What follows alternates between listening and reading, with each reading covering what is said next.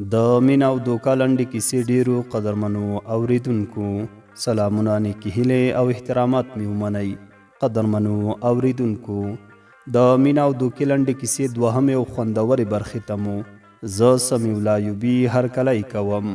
دا هم تاسې او دا هم د کیسې دوهمه برخه. امید لرم چې تر پایه پورې راسره واورئ.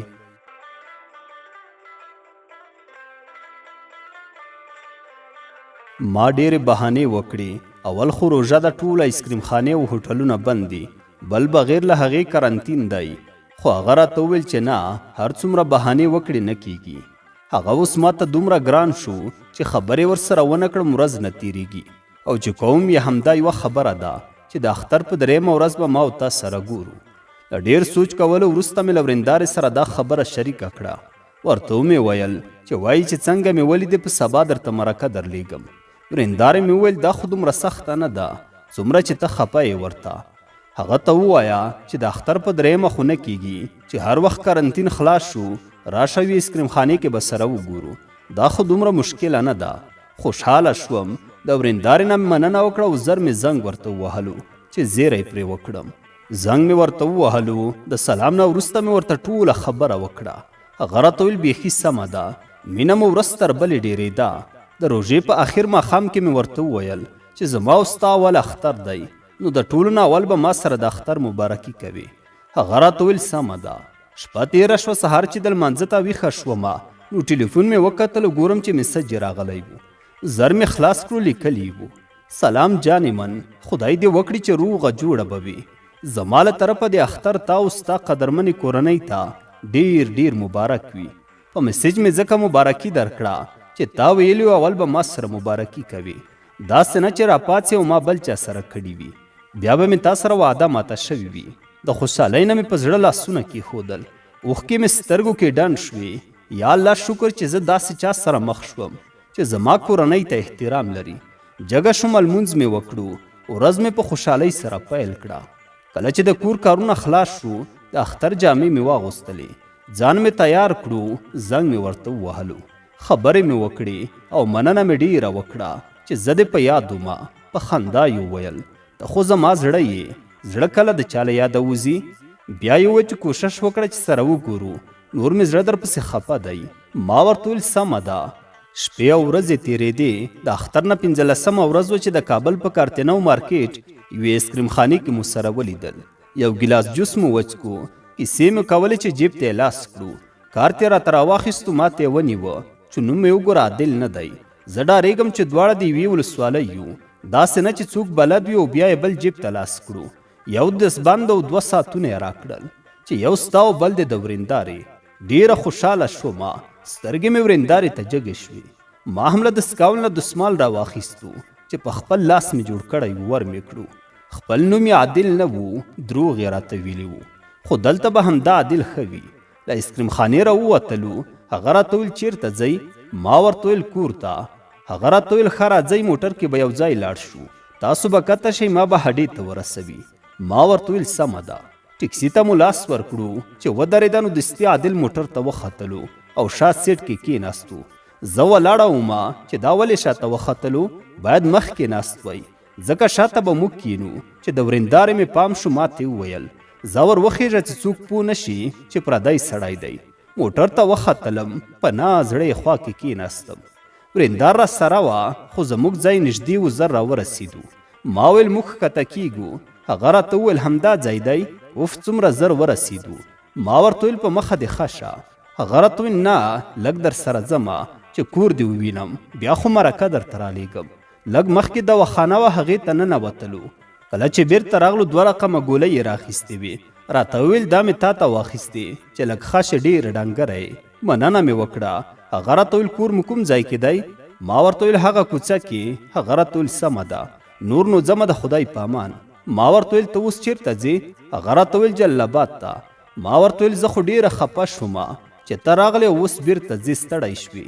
هغه راته ویل ته مې ولیدې په ستوماني نه پوهېږم. په خوشحالۍ مو خدای پاماني وکړه. هغه جلال آباد ته زه خپل کور ته لاړم. مازدیګر مې ټلیفون را واخیستو چې زنګ مې ووهلو. سلام جانانه، څنګه یې؟ هغه راته ویل ښه یم. ما ورته ویل په خیر ورسېدلې؟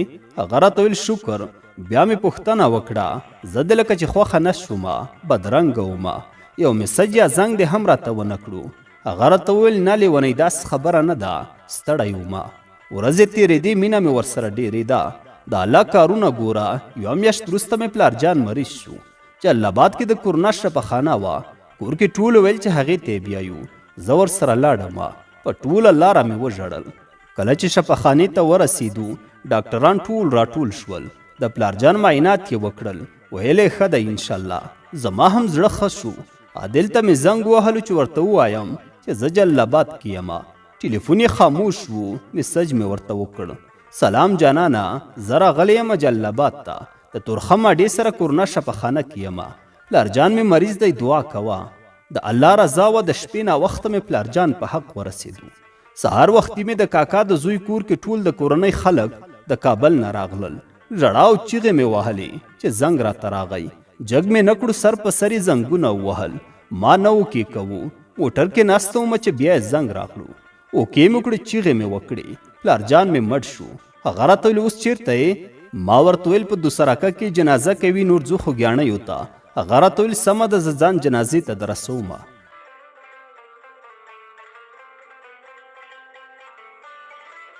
لنډه دا چې د پلار مرګ ډېر سخت و. خو عادل به زما پوښتنه کوله. ما ته به یې ډاډګیرنه راکوله چې د جمعې په شپه به مو پلار پسې د قرآن کریم ختم کولو.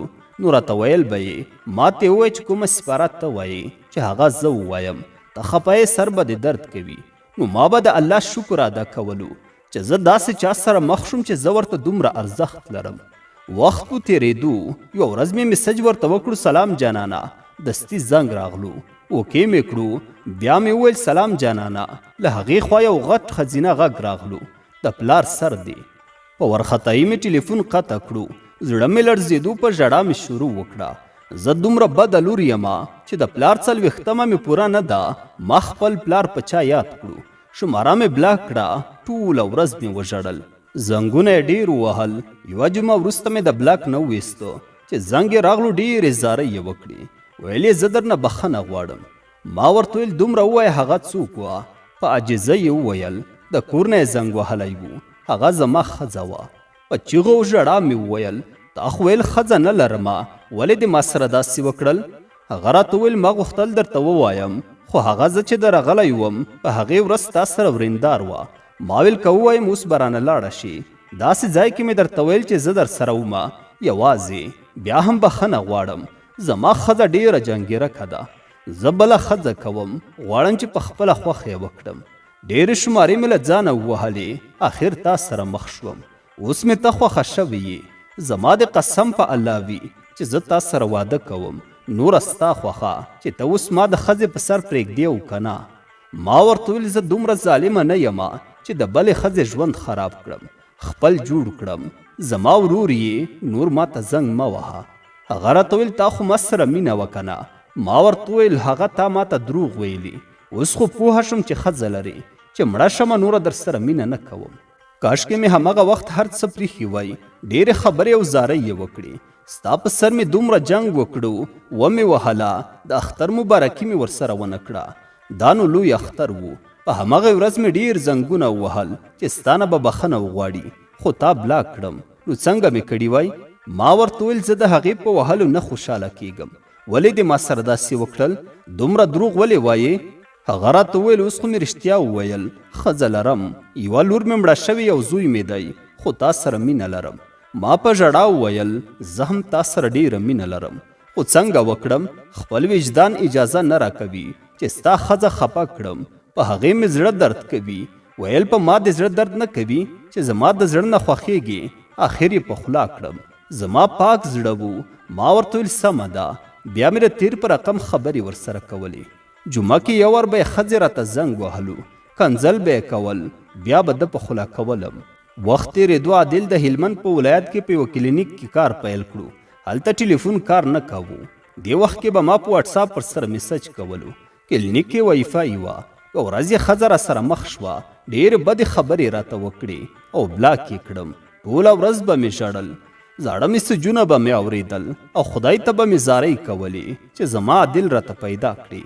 2 میاشتې تېرې شوې. د ترور کره تللی ومه. د ترور لور مې ډېره کلکه ملګرې وه. هغه په ټوله کیسه خبره وه. ډېر مخکې مې یوه ورځ د هغې په ټلیفون ورسره خبرې کړې وي. د ترور د لور سره مې ډېر یاد کړو. ښه مې د زړه نه ورته وژاړل. بیا مې د مازدیګر لمونځ وکړو. ډېرې دعاوې مې وکړې. اشپزخانه کې په چوکۍ ناسته ومه چې د ترور لور مې رامنډه کړل. راغله ټلیفون یې لاس کې دی. په خندا یې راته وویل الله راشه پرخې دا څوک دی؟ زر له ځایه پاڅېدم ګورم چې واټساپ ته زنګ راغلی و. د عادل کاکا سور باندې و. په ټوکه یې وویل دا وګوره پرخې او ښی نه دی؟ ما ورته وویل همغه دی. اول مې د ترور لور په غېږ کې ونیوله. د خوشحالۍ نه مې اوښکې تویې کړې. بیا مې ټلیفون ترې نه واخیسته او د عادل واټساپ ته میسج وکړو. سلام علیکم. دستې ځواب راکړو وعلیکم سلام. دا زما شمېره هغه ملګرې ته دې ورکړه. ما ورته ویل هغه زه پخپله یم. زر مې د خپل ټلیفون نه ورته میسج وکړو. ته چیرته یې؟ ولې داسې ورک یې؟ وایس میسج یې وکړو. څوک یې غږ راولېږه. کله چې مې خپل غږ ور ولېږو ډېر خوشحاله شو. بیا یې په زاریو پیل وکړ. ډېر وبخه زړګیه، ښځې مې ستا شماره بلاک کړې وه. نور یې له ټلیفون نه بیخي پاکه کړې وه او کنځل یې هم درته کړي وو. زه درنه د هغې له طرفه بخښنه غواړم. ډېره خواري مې وکړه. شماره مې ووهله. واټساپ یې نه راخیستو. یو ملګری مې ننګرهار ته تللو. خپل ټلیفون مې ورکړو چې له ځان سره یې یوسه. ما ویل که ته ورته زنګ وهې شماره به دې پیدا کړم. آخر داسې ځای ته لاړم چې هلته ټلیفون کار کوو. بل واټساپ مې جوړ کړو. د زړه نه در سره مینه لرم. خدای دې د ترور د لور شماره را پیدا کړه. هغه مې ووهله. مطمئن هم نه ومه خو بیا ما زنګ ووهلو. ډېر درپسې خفه ومه. ما ورته وویل ما بخلی. هر څه چې تیر شول هغه هیر کړه. شکر چې پیدا شوې. نور غم مه کوه.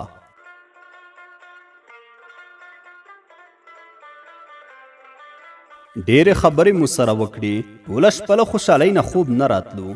د خدای شکر مې ادا کړو چې زما جانان یې ما ته 3 میاشتې وروسته بیا را پیدا کړو. وخت تېرېده. ښځې به کوشش کو چې زما شماره پیدا کړي خو ده به ټلیفون نه ورکاوه. کله به چې د شپې ویده کېدنو ښځې به یې ټلیفون راواخیستو.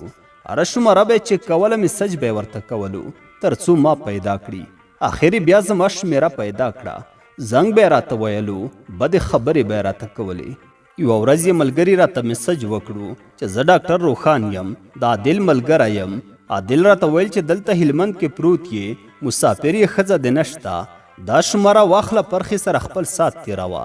بد رد مې ورته وویل زما دل خوښ دی. زه کومه فاحشه نه یم چې هر چا سره خبرې وکړم. عادل ته میسج وکړو. بیا یې قسم وکړو چې هغه ستا شماره به یې په پټه اخیستې وي. زه به ورسره ګورم. ما به بیا باور ور باندې وکړو چې قسم یې وکړو. یوه ورځ یې ښځې راته وویل عادل وایي چې زه په پرخې خپل سات تېروم چې کور ته راپسې راشي بیا یې هم نه کوم. د عادل سره مې جنګ وکړو. پوره 4 میاشتې مې خبرې ورسره ونه کړې. بلاک کړی مې و. 4 میاشتې وروسته بل واټساپ جوړ کړی و. میسج یې وکړو سلام دا چېرته ورکه یې؟ چې ومې لیدو خپل عکس یې په پروفایل لګولی و. ومې پېژندو. ورته ومې لیکل شماره دې غلطه کړې. هغه راته وویل وبخه ډېره غوسه راغله. ما ورته ولیکل د پردۍ شماره چې پېژنې هم نه دا څوک ټلیفون کې نه ثبت کوي. هغه وخندل وبخه. ما ورته ویل زه دې هېڅکله هم نه بخمه. هغه راته ویل ولې؟ ما ورته ویل زما پاک زړه سره دې لوبې وکړي. بیا یې په زاریو شروع وکړه. ته اوس زما په خبره باور لرې که زما د ښځې؟ هغه ما سره ورانه ده او ما او تا سره بېلوي. بدې خبرې راپسې کوي. زه دومره بې غیرته یم چې تا پسې بد ووایم.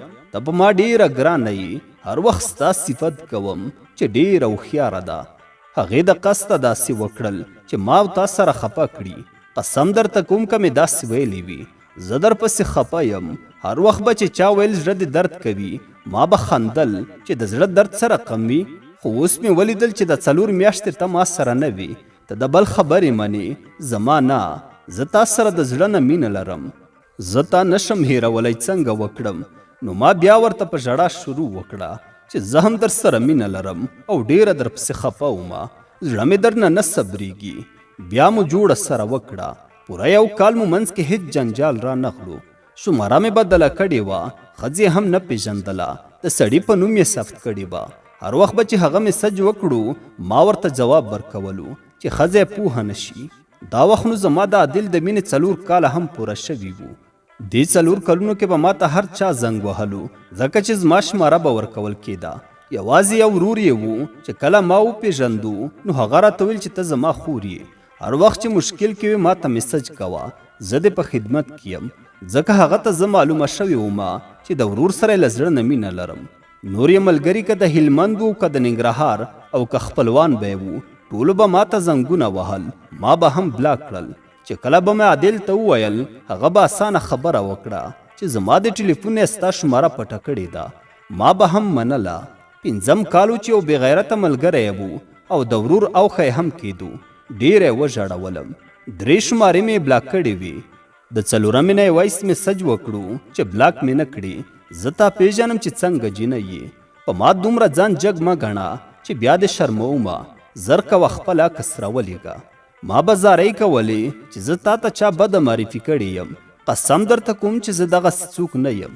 هغه به ویل زه دې په تمامه معنا پیژنم چې هر څه مې ویل منه یې او بلاکوي به مې هم نه ځکه بل واټساپ نشم جوړولی 3 واټساپه دې زما بلاک کړي دي شپه ورځ به مې ژړل یا الله ته راسره کومک وکړه یوه ورځ مې ورته وویل عکس درلیږم که دې خوښه نه شوم بیا مې شماره ډیلیټوې زه ډېره بدرنګه یم هغه راته ویل هو راویلېږه وعده ده چې بدرنګه وي شماره دې ډیلیټ کومه او نور درته مزاحمت نه کوم